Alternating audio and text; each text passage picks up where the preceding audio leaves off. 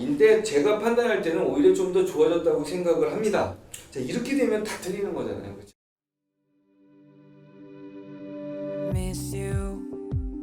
노력하는 학생에게 좋은 점수를 낭만봉사 홍사부입니다.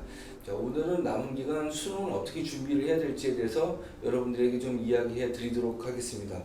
일단 정부에서 여러 가지 발표가 돼 있었죠. 이주호 교육부 장관이 이야기했던 것을 요약을 해보면 총 4가지로 이야기를 할 수 있습니다. 첫 번째는 사교육에 대한 대책이고요. 두 번째, 출제위원에 대한 비밀 유지. 세 번째, 자사고 외고 존치로 인한 사교육 대란이 일어나지 않도록 주의하겠다. 네 번째, 불안 마케팅이 일어나지 않도록 정보를 공개하도록 하겠다는 것이 총 4가지의 골자인 것 같습니다. 자, 이 중에서 오늘 다뤄야 될 것은 사교육 대책에 대한 이야기를 할 수밖에 없겠죠. 자, 그렇게 되면 방학 동안에 어떻게 공부를 해야 되고 11월까지 어떻게 준비를 해 나가야 될지에 대해서 방향이 잡힐 것 같습니다. 자, 그러면 첫 번째 사교육에 대한 대책은 가장 골자는 난이도의 형평성을 유지하겠다는 거죠. 난이도의 형평성은 크게 2가지로 나눌 수 있습니다. 첫 번째는 본 문제들을 출제를 하겠다는 거죠. 그러니까 교과서에 기반을 한 혹은 연계 교재를 기반으로 한 문제를 출제하겠다. 자, 두 번째는 킬러형의 문제를 출제하지 않겠다라는 것이 골자입니다. 자, 그래서 저는 킬러형이라는 그 명칭 자체도 사실 좋아하지 않는데 킬러형이라는 문제를 직접 교육부 장관이 나와서 이야기한다는 것 자체가 조금 웃기기는 합니다만 거기에 대한 대책을 이야기해 보도록 하겠습니다. 자, 그러면 난이도를 어떻게 형평성을 구성할 거냐에 대한 문제가 대두가 되는데요. 일단 가장 중요한 것은 난이도를 구성하는 것이 그렇게 쉽지 않다는 겁니다. 22학년도 수능이 끝나고 나서 평가원장이 이런 말을 했습니다. 쉬운 문제를 어렵다고 느끼는 수험생이 생각보다 너무 많다라고. 그래서 당황했다는 거죠. 그러니까 전문가들 그리고 그 난이도에 대한 평가를 할 수 있는 선생님들이 대거 들어갔지만 아이들의 난이도를 구성하는 데는 그렇게 쉽지가 않습니다. 이거는 어른들이 생각하는 것과 아이들이 생각하는 난이도가 서로 다르기 때문이고요. 생각하는 바가 다르기 때문입니다. 자, 그러면 23학년도의 난이도가 어떻게 구성됐는지를 여러분께 설명을 해드리면 실제로 이 아이들이 느끼는 것들은 어떤 게 있는지 도움이 될 수 있을 것 같습니다. 지금 여기서는 미적만 예시로 제가 말씀을 드리도록 하겠습니다. 1번 노란색은 2점짜리고요. 파란색은 3점짜리고 빨간색은 4점짜리입니다. 일단 점층적인 구조로 되어 있는 것이 맞고요. 그것에 대한 난이도 그리고 의도한 난이도와 체감 난이도를 좀 비교해 드릴게요. 자, 작년 같은 경우에는 이번에 2점짜리인데 2점짜리가 생각보다 아이들이 느끼는 것은 어렵게 출제가 됐어요. 자, 아이들이 생각할 때 첫 번째 페이지는 눈으로 다 풀려야 됩니다. 근데 이번에 해당되는 2점짜리가 눈으로 안 풀려요. 한번 겪어야 되거든요. 그러니까 아이들이 조금 당황할 가능성이 있겠죠. 이때 조금 삐걱댔을 겁니다. 3번과 4번, 5번부터 8번까지는 파란색이 하나죠. 그러니까 3번이 점층적으로 어렵게 출제가 되는 그 난이도가 정상적으로 그리고 체감적으로 맞아떨어졌습니다. 자, 근데 9번, 10번이 있고요. 11번이 4점짜리인데 여기서부터 문제가 좀 벌어졌어요. 삼각함수의 사인, 코사인 법칙인데 실제로 이 문제가 아이들이 도용적인 접근을 해야 되는 문제가 됐기 때문에 투명하게 나타나는 4번째 그 단계의 그 옆에 있는 10번 문제와 같은 난이도로 구성되어야 되지만 아이들 체감 난이도는 2칸 더 위로 올라가서 출제됐다는 겁니다. 자, 그 다음에 12번 같은 경우도 원래 9번부터 13번까지 같은 난이도로 구성이 되어야 되는데 이게 한 단계 높은 난이도로 구성이 되어 버렸어요.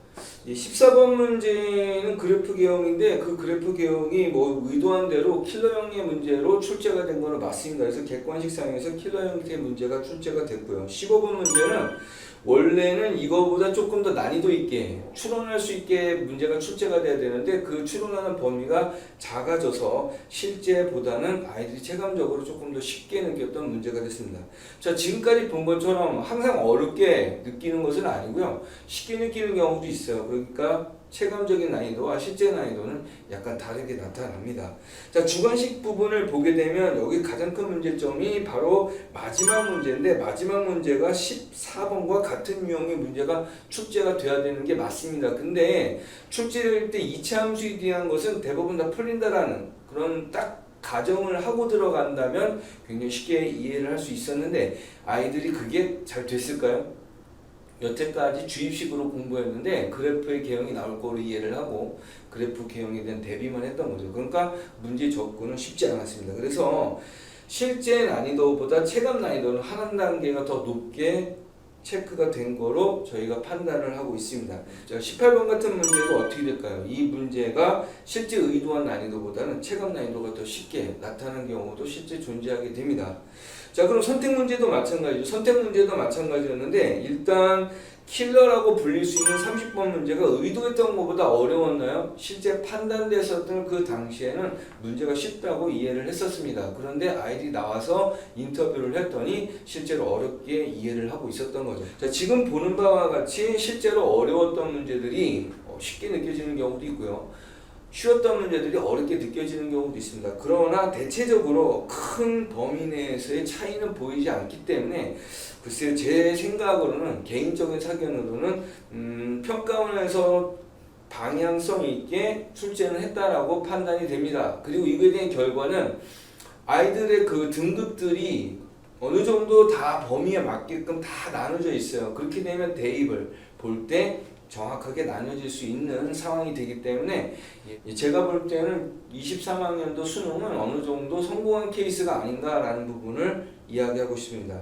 자, 수능은 그 당시에 아이들이 쉽게 풀어서 행복한 그런 상황의 문제가 아니고요. 이거는 아이들이 나와서 각 단계별로 나누어져서 아이들이 대입에 들어갔을 때 어느 정도 형평성을 가지고 대입을 진행할 수 있게 만드는 시험이기 때문에 가장 중요한 건 아이들을 등급을 다 잘 나눌 수 있느냐, 그게 가장 문제가 되는 시험입니다. 자, 그러니까 무작정 그냥 난이도를 구성하겠다, 이건 조금 어려울 것 같다는 생각이 듭니다. 자, 그렇다면 조금 더 구체적으로 설명을 좀 드리도록 하겠습니다. 일단 난이도의 형평성 문제를 킬러은행을 없애는 형태로 이제 출제를 하겠다는 거죠.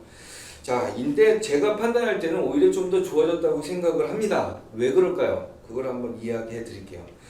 자, 수능이 연계될 수 있는 것은 교과서와 그 다음에 수능 특강, 수능 완성, 이 세 개 교재로 연계가 되게 됩니다. 자, 그런데 수능 특강과 수능 완성이 문제가 무한정으로 들어간 것은 아니잖아요. 일단 볼까요?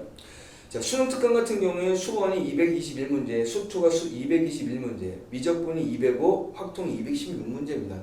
그리고 수능 완성 같은 경우에는 수원이 123문제, 수투가 144문제, 그 다음에 미적이 114문제, 그 다음에 확통이 120문제입니다.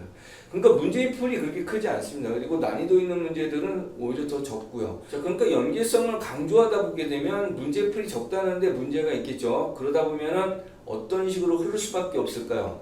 예, 문제의 계산성을 상당히 높이면서 문제 난이도를 구성하려고 들 겁니다. 예, 지난 정부로 봤을 때 이명박 정부와 박근혜 정부 때 나타난 문제 유형을 보게 되면 대부분 킬러 형태라는 문제들이 대부분 난이도가 계산의 정도로 구성된 경우가 많았습니다. 자, 이번에도 연계율에 대한 것을 강제를 하게 된다면 문제가 좀 많지가 않기 때문에 아무래도 난이도를 구성하려고 그러면 계산의 단계를 높여서 그 계산 상태에 대한 복잡성으로 난이도를 구성하려고 들 겁니다. 자, 이렇게 되면 다 틀리는 거잖아요. 그렇죠? 자, 그런데 킬러 문항을 없앤다고 했기 때문에 오히려 더 좋아진 거죠, 사실. 그러니까 난이도를 구성을 할 텐데 킬러 문항을 없애라. 그렇다면은 계산성으로 막 단계를 높이는 문제들로 분명히 접근하려고 했었을 텐데 그 부분은 없어진 겁니다. 전 이 부분은 잘 된 거라고 생각을 해요. 우리 여러분들도 조금 더 기회가 더 주어지지 않았을까라는 생각을 좀 하면 좋겠습니다. 그 다음에는 이제 난이도의 형평성 문제를 그럼 어떻게 이해를 해야 좋을 것이냐라는 것인데 제가 아까 말씀을 드렸죠. 난이도를 구성하는 게 그렇게 어렵습니다.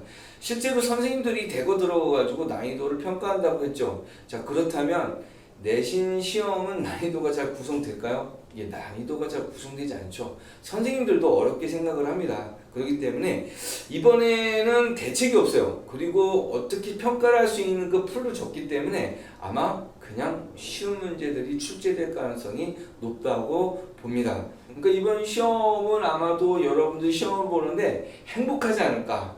이게 나와가지고 이 등급이 갑자기 블랭크 등급, 2등급이 없고 3등급이 없는 이러한 지옥이 발생되는 것은 두 번째 문제고 풀 때에는 아마 행복하지 않을까라는 생각을 조금 해봅니다. 자, 그럼 다음으로 우리가 어떤 식의 대책을 세워야 될지에 대해서 좀 생각을 해봐야 되겠죠. 자, 그럼 2024학년도 수능을 그럼 어떻게 준비하는 게 좋을까요? 제가 말씀드렸지만 오히려 잘 됐습니다. 그래서 뭐 준비하는 데는 문제는 별로 없을 겁니다. 자, 첫 번째로 가장 중요한 것은 레퍼런스의 중요성이 커졌다는 겁니다. 그러니까 연계 교재가 상당히 중요해졌다. 자, 일단 수능 특강과 수능 완성을 그동안 많이 좀 등한시했잖아요. 이번에는 봐야 될 필요성이 좀 있습니다. 자, 그러면 여기서 수능 완성과 수능 특강을 어떻게 접근하는 게 좋을지에 대해서 좀 말씀드릴게요. 수능 특강은 약간 계산 형태의 문제가 많이 출제가 되고요. 수능 완성은 개념 형태의 문제가 좀 출제가 됩니다. 자, 그렇다면 제가 생각했을 때 수능 완성이 어려운 난이도의 문제를 구성하는데 조금 더 그 긴밀한 관계가 있지 않을까라는 생각을 좀 해보는데 여기에 변수가 좀 있어요. 예전과 다르게 정말 좀 독특한 형태의 문제가 출제되는 상태가 좀 있어요. 자, 그러면 문제를 조금 보겠습니다.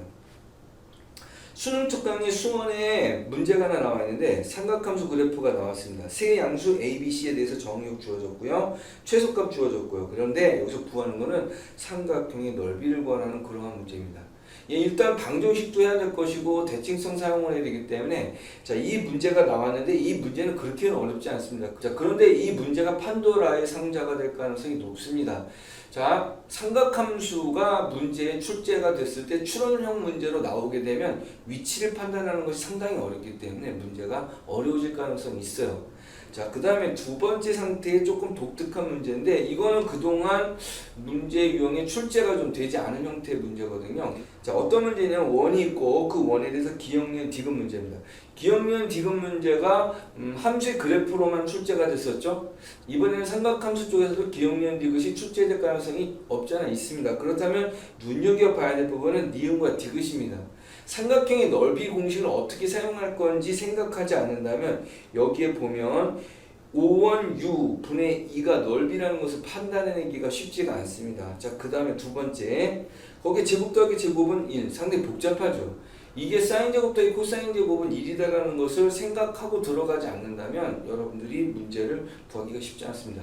자, 아까 말씀드렸던 것처럼 이 문제도 하나의 판도라의 상자가 될 가능성이 높은 형태의 문제입니다.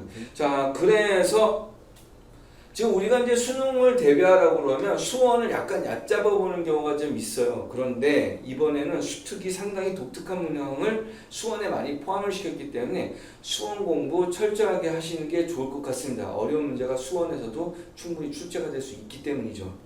자, 그럼 두 번째, 난이도는 쉬워졌습니다. 그러니까 100점으로 가는 길은 상당히 쉬워졌고 모든 사람이 100점을 갈 수 있는 가능성을 모두 갖게 된 겁니다. 자, 이렇게 됐을 때 가장 문제되는 것은 실수죠. 한 문제의 실수가 여러 등급을 떨길 수 있다는 사실입니다. 자, 그렇기 때문에 정시판하고 수시를 등한시하면 안 될 것 같아요. 왜냐하면 실수 누구나 나올 수 있거든요. 정시파의 가장 단점, 한 판으로 모든 게 결판이 난다는 거예요. 자, 그래서 대안으로 수시에서 학생부 종합전형과 논술을 활용하는 거 상당히 중요하다고 생각합니다. 제 수리논술 동영상 중에 서강대학교 수리논술 동영상을 좀 참고하시면 좀 이해가 좀 빠를 수 있겠죠. 자, 그래서 여름방학 동안 짬짬이 확통을 조금 해놓는 것이 좀 더 유리하지 않겠는가 생각을 좀 합니다. 물론 확통을 하신 분들은 상관이 없겠고 이거는 뭐 이과에 관련된 내용이라서 문과는 조금 대상이 안 됩니다. 자, 그럼 이번에는 대책 중에 가장 중요한 대책입니다. 포기하지 말라는 얘기죠. 자, 정시가 100점으로 가는 길이 상당히 쉬워졌습니다. 물론 모든 사람들 쉬워지는 건 아니겠죠. 자, 하지만 모든 사람들이 100점을 맞을 수 있는 가능성은 훨씬 더 높아졌기 때문에 끝까지 포기하면 안 된다는 생각을 좀 해봅니다. 자, 그러니까 수능과 내신이 다르다는 것을 염두에 두고 그래프에 대한 면역성, 그 다음에 함수에 대한 약속들에 대한 것들을 충분히 공부하신다면 다른 사람이 받는 혜택을 자기 자신도 받지 않을까 생각을 해봅니다. 그래서 마지막까지 포기하지 말라는 이야기를 해드리고 싶습니다. 자, 지금까지 정부에서 발표한 수능 대책에 대해서 어떤 식으로 대응을 해야 되고 방학 동안 어떻게 공부를 해야 되는지에 대해서 말씀을 드렸습니다. 지금까지 낭만강사 홍사부였습니다. 시간은 바쁜 듯이 흘러 바람이 매몰차게 스쳐 시간이